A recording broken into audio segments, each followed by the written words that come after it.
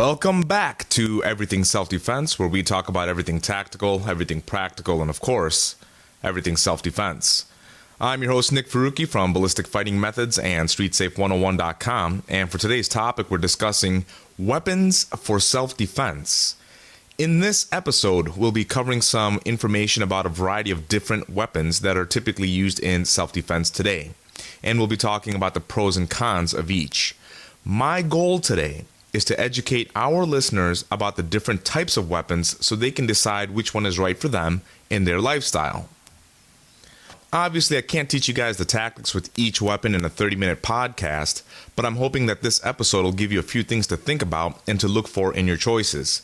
Often, people will buy or resort to a weapon without really knowing too much about it. Hopefully today, we'll be able to help remedy some of that. And before we get into the nitty-gritty, I should also make a disclaimer that I am not your attorney, and you should consult with one about the laws and legalities of your location before you do anything else. Also, I should tell you that all aspects of self-defense requires training, experience, and safety. Please do not just go buy something and feel like it's enough. It is not. Now, some of you know that I'm a martial arts instructor and travel much of the country giving seminars, training camps, and run my facility based in the Chicago suburbs. And that I've been involved with the martial arts for 26 years of my life, teaching for over 13, and I have an absolute love for this business. But one of the things that I've had to do in my journey was separate the fun weapons from the functional weapons. Let there be no doubt that I giggle like a little schoolgirl when I see a pair of nunchucks. Then I frolic over and play with them as if I was 8 years old and just got done watching a bunch of Bruce Lee movies. But that is just for fun, not function. I suppose anything can be used as a weapon for self-defense, and in the world of improvised weapons, it's still best to train with an intended weapon to learn the similar characteristics and show you how things work and what to do with them. Now, there's a term that you should get familiar with before we begin. The term is equalizer. When we talk about the use of weapons in self-defense, we often use the term equalizer. It's pretty self-explanatory, but for simplicity's sake, let's say that an equalizer is any tool of self-defense that will give you additional leverage. Meaning, I'm in a bad situation and the odds of my survival just don't look so good. How do I get some of that leverage back? Through the use of an equalizer. And it could be anything at all. It could be something as crude as a brick or a rock or a bottle. In civilian use, equalizer takes play in situations like mass attack, meaning multiple attackers versus one, or often in women's self-defense, or whatever. But it's typically not your first resort. Unlike soldiers or law enforcement who have a different objective, they put their weapon as a first line of defense. In civilian use, weaponry is only to be used as your last line of defense. And the reason why I'm telling you this is because the term equalizer makes more sense to the average citizen than the term weapon, because it implies that it's something that you utilize in a more defensive measure, rather than the term weapon, which to me can be an offensive measure. So as we move along, just keep that term in mind. Earlier I stated that we have to separate our fun weapons from our functional weapons. Let me share with you how I approach that. When I train or teach, I categorize my weapons training into 5 main categories: short and sharp, mid-length and blunt, flexible, chemical, and projectile. Short and sharp would be a knife, a broken bottle, a shank, a piece of glass. Mid-length and blunt might be a baton or an asp, a baseball bat, a golf club, a 2x4. Flexible would be like a belt, a chain, a t-shirt, or a rope. Chemical, like pepper sprayers or mace. Projectile, meaning any type of a firearm, pistols, shotguns, or carbines, or whatever. Now, each category or type of equalizer has its own pros and cons. And often people ask me, hey Nick, what do you think about this weapon or that weapon? Or I was thinking about buying this. And my answer is pretty standard. You have to know the pros and cons of anything Then make a decision for yourself. So let's talk about my 5 categories and their characteristics. Short and sharp is the first category, most commonly a knife. Hundreds of thousands of Americans carry a knife, but very few actually have done any real training with it. Now, I should also tell you this. I have a love for knives. It's like a secret love affair with the short blade. When we talk about people who are into the blade, it's typically either a long blade like a sword or a short blade like a knife. I'm a short blade person myself. But there's pros and cons to having a short blade. Let me share some of those with you. Here's some of the pros. First and foremost, they're 100% reliable. They're always wherever you leave them, so if you clip it into your pocket or your purse or whatever, it's going to be wherever you left it. It's cost efficient. It's easily attainable. You can go to a hardware store or a sporting goods store and find a decent blade for $25-$30 anymore. They don't run out of ammo. They give you 360 degrees of coverage, meaning they're lethal in any direction. Most importantly, they're easily duplicated in improvised situations, meaning if I don't have my blade with me, I can replicate a blade by breaking a bottle or a piece of glass, cracking a window. So you can duplicate the characteristics pretty easily. But there's some cons that you should consider as well. One con of a short and sharp weapon is that you have to be up close and personal. If your aggressor is 5, 7, 8 feet away from you, then that blade does you no good until they get close. The other con that you have to consider is this. Using a short blade or a short and sharp weapon and all is a very athletic thing. You have to be active. There's footwork, there's body angulation, there's mechanics that you have to be trained in before you can utilize that knife effectively. In choosing a blade, you should know the parts, and there's over a dozen parts to any typical knife. The bolster, the spine, the tip, the cutting edge, the handle, the clip, and so on. You don't have to know all of those. What you need to know is what the construction is. Then you also need to know the quality of the steel used to make the blade. That will tell you if it's going to be sharp and remain sharp, if it's durable, is it going to break easily, and such. You also need to know the purposes of the characteristics of the blade portion itself, meaning is it serrated? Is it a smooth blade? Does it have air reliefs in it? All these things make a difference. You should also check for comfort, not just comfort in your hand, but also comfort in your pocket. If you're going to utilize a blade or a short and sharp object as a weapon of self-defense, you want that thing on you as often as you possibly can. So wherever you're going to keep it, it has to be comfortable and not imprint too heavily, because you don't want to have to take it out, put it down somewhere, and forget all about it. Finally, which is the obvious, you better check the legalities of owning a blade, blade length, any type of criteria that your local legislation has set upon you in order to carry. The second category was mid-length and blunt, most commonly an asp or a baton or a maglite. It's better to keep these type of items light and solid rather than heavy. You do not want two-handed operation. It is always preferred to have one-handed operation. Most places are still illegal for civilians to carry batons, and even if it is legal, they're a bit clunky, so concealment or even carrying is kind of a bear. But there are some good pros to know about the mid-length and blunt weapon.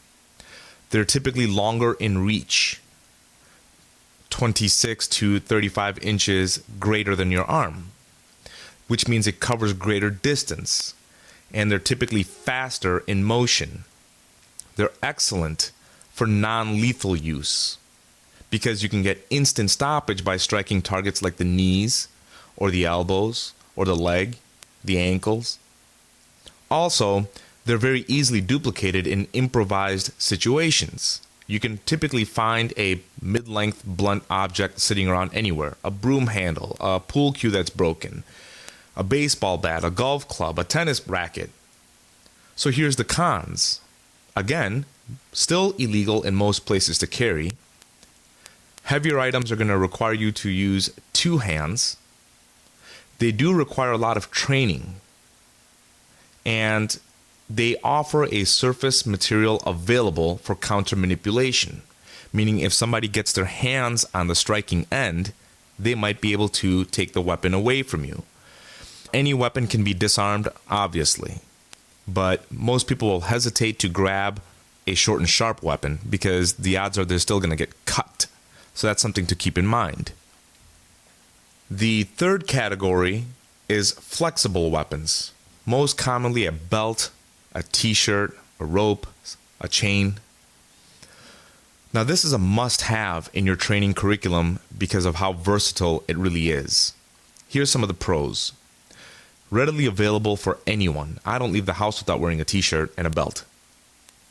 They're excellent for locking, throwing, choking, etc. Typically, most people will not see them as a weapon, and longer versions can be used in a whipping motion if necessary. The cons, they do require a lot of training. If I asked you to show me 5 ways of disarming a knife using a t-shirt, most people are going to go, huh? So it does require a lot of training. And they can get tangled up if used improperly. And they're not as reliable typically as other weapons. The fourth category is chemical weapons like pepper sprayers. Now here's a complicated situation. Now there's a lot of variables that you have to consider, and most people will never think about, definitely not under stress. So let me give you some pros and cons first. They're small and compact and light. That's always a plus. You can get instant stoppage from a good pepper sprayer, and they're readily available. I was at the hardware store just a couple weeks ago, and they were selling pepper sprayers right next to the gum at the checkout station. I was pretty impressed. But here are some of the cons. Most people will place these pepper sprayers inside of a purse or a pocket, and they're very difficult to get to when you actually need them. Pepper sprayers also have a shelf life, meaning they lose potency over time, and people don't replace them. Environment plays a big role. Are you indoors or outdoors? Is it windy? Is it raining? Is it sunny? Chemical influence also plays another big role, meaning, is my aggressor on cocaine? Is he drunk? Is he piped up on PCP? Here's why I mention that. Because there's 2 types of chemicals. It's either an irritant or an inflammatory. Now, irritants, like mace, that's not really preferred in my opinion.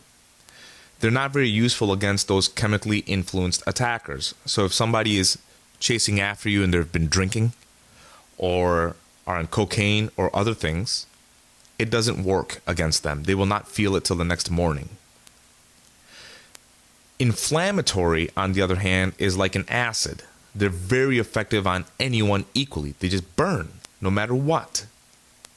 But here's something else to keep in mind about pepper sprayers. The type of spray pattern makes a big difference. You typically have 3 types: a stream, a foam, and conical. Stream shoots in a straight line. So if you grabbed a Windex bottle, put it on the stream setting, squeeze the trigger, you'll see how it comes out as a thin, linear line. So that means you have to be accurate in shooting. You can't just take a gross motor movement and just spray in front of you hoping that it's going to work. It's got to be a direct shot to the eye. Foam is the least preferred in my opinion because it can be thrown back at you. There's a latency in effectiveness, meaning it takes a couple seconds for it to set in. If this person doesn't stop and falls forward or grabs onto you, or you're in the middle of a struggle, you just pepper sprayed yourself. So foam is typically not the best solution. Conical. If I had to pick a pepper sprayer, the conical spray pattern would be my preferred method. You don't have to be as accurate. What they do is they kind of put up a fog or a mist in front of you. But what you have to be careful of is blowback from the wind, right? If you're spraying into the wind, that mist is so thin, it's going to spray right back into your own face. Now you and the aggressor are rolling around on the ground holding your eyes. A good pepper sprayer is made by a company called Spitfire. Spitfire. Spitfire. They're about the size of a small Pez dispenser. They hook onto your keychain. But here's really what I like about them. You can unscrew the back of them, and they have a replaceable canister. You could take the live canister, which is red, out. You could put in the training canister, which is blue, in, and get a chance to play with it and see how it works and what type of range does it have, and play with it in different environments, inside, outside, windy, and see for yourself. Just make sure that you put the red one back in when you're done playing. The final category that I wanted to talk about is projectile. This is obviously any kind of firearm. I prefer training with pistols, shotguns, and carbines. Long guns aren't a very defensive weapon in my opinion because you're sniping. Here's the pros. If you're looking for a lethal solution, firearms are the way to go. They come in a variety of sizes, shapes, calibers. You can buy accessories such as lights and lasers and scopes and all kinds of fun stuff for them. But they're costly, and there's a lot of legal ramifications. And you might live in an area, like me, that has a lot of CCW restrictions, meaning I can't conceal carry it wherever I go. And firearms do fail. They jam, they run out of ammunition, they stovepipe, they misfire. Anything could happen. So I don't think that they're 100% reliable just for that fact. So those are your 5 categories of functional weapon. My suggestion is always to train and be efficient in all of them. You just really never know what you'll have to work with. Now that we've laid out these categories and talked a little bit about them, and by now your head's hurting trying to decide which one is best for you, so I want to complicate matters even more. When asking yourself what kind of weapon is ideal for self-defense or for yourself, you have to recognize a few things. To be a good tool for self-defense, the weapon must meet certain criteria. The first criteria is that it has to be instantly deployable. It doesn't matter if you have the best firearm in the world with all the bells and whistles if it's sitting up in your drawer when you need it downstairs. Make sense? So it can't be something that you're going to take some time and go back to your car or go upstairs or go find a safe or whatever. It's got to be in action now. The second criteria is that it has to be 95% reliable. Meaning, I don't like jams and failures. I don't like it running out of ammunition and such. Third criteria is that you have to be completely efficient with it. Because there's nothing worse than having a weapon and really not knowing what the heck to do with it. That's the part where I was talking about earlier, saying you have to train. And you have to keep that muscle memory sharp. So you know what's going on and you can handle the weapon efficiently under stress. Lastly, you have to be able to control collateral damage. You do not want to use a weapon and start taking out innocent bystanders to try and protect yourself. And there's a lot of gun laws and liabilities that are involved with having to use a firearm and taking out the wrong guy. And if some of you guys are using shotguns in home defense, you're responsible for every projectile that leaves the end of the gun. So if you have one pellet that runs through the wall and hits the 10-year-old kid in the next door neighbor's house, you're responsible for that. So you want to be able to control collateral damage. When I look at these 4 criteria, meaning it has to be instantly deployable, it has to be 95% reliable, you have to be completely efficient with it, and you have to be able to control collateral damage, the first thing that comes to my mind is me. I'm instantly deployable. Most of the time I'm 95% reliable. I'm pretty efficient with myself, and I can control collateral damage. But if I was going to pick a weapon, the weapon of choice for me is a edged weapon. I like knives. I love guns, but because I live in Illinois, gun laws are very strict here, and I'm not able to keep that with me all the time. Regardless, I am kind of concerned with having to use my firearm out in a public setting, perhaps, where I'm taking the chance of hurting somebody who did not deserve to get hurt. So now you have some things to think about when it comes to weapons and weapons training. And hopefully you realize that just owning XYZ isn't enough. You have to give it some serious thought, and then you have to give it some serious training. And now it's time for In This Corner. This is where we read off a couple emails that I received from the previous show and answer some questions. Here's the first email. This is from Thomas. Thomas says, "Thanks, Nick, for starting a show like this. I really enjoyed the first episode and you gave me some things to think about. But I do have a question for you. You spoke about the levels of violence and responding appropriately. How do I know when to engage at all or when not to? Here's the answer." Thomas, thanks for the email. Let me help shed some light for you. I feel like if you need to engage, you're doing one of three things. You're protecting your life, you're protecting the life of a loved one, or you're protecting the life of somebody who cannot protect themselves. If somebody comes up to me, holds a knife or a gun out and says, "Give me your money," I'm going to give them my money. Anything that's in my wallet is pretty much replaceable. Not that I have a lot of money in there anyways. But if they come up behind me and they say, "Get in the car," now it's time for me to do something. Hopefully that makes sense to you, Thomas. You have to really take a look at your own life and think about some of these situations on your own and really see what you would do and what the best response is and what's priority to you. Material goods are not that much of a priority to me, but my life and the life of loved ones definitely is. And the second email is from a gentleman named Ryan. Ryan says, "Nick, I've been studying martial arts for the past 7 years and have a brown belt in Shotokan karate. I've also been playing with 2 years of jiu-jitsu, which if you don't know what jiu-jitsu is, it's a grappling art. Do you feel like that is enough for self-defense or combat as you stated?" Well, Ryan, thanks for the email, and here's the answer. I'm going to say, no, I don't think it's enough, because I want you to continually train. Not that I'm saying that your training's bad or you didn't learn some great things. I just want you to continually train to keep your mind and your body sharp. So for that sense, it's never enough. And in 26 years of martial arts, I still feel like I'm still a student. There's still much to learn. So I approach it very openly that way. The other thing I'm going to tell you is this. You need to think about some situations. Shotokan karate or jiu-jitsu do not deal with the blade. That's not their art. That's not their science.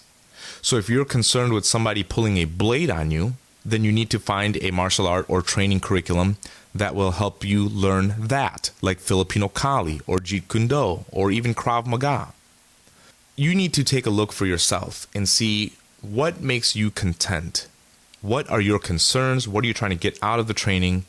And make sure that the information you're learning answers those questions for you. I hope that makes sense for you. Well, there you have it, folks. We've gotten the chance to talk a little bit about weaponry and some different aspects to know, along with answering some questions for you. On the next episode, we'll be talking about women in self-defense, so stay tuned for that. I'd like to thank David Lombardo from On Target Radio and Safer USA. Check out his podcast at On Target Radio or listen live at Chicago's AM 560 WIND on Sunday nights at 9 p.m. Dave's a great friend of mine. He's got some great information. Make sure you check him out. I would also like to thank the Illinois State Rifle Association for their support in all of my training ventures, but especially for their fine work downstate Illinois in protecting our gun rights. Make sure that you guys join them and show your support. That's it for today. I'm your host, Nik Farooqui from Ballistic Fighting Methods and StreetSafe101.com. Make sure you follow along with us on Facebook at Street Safe 101. I'm out of here.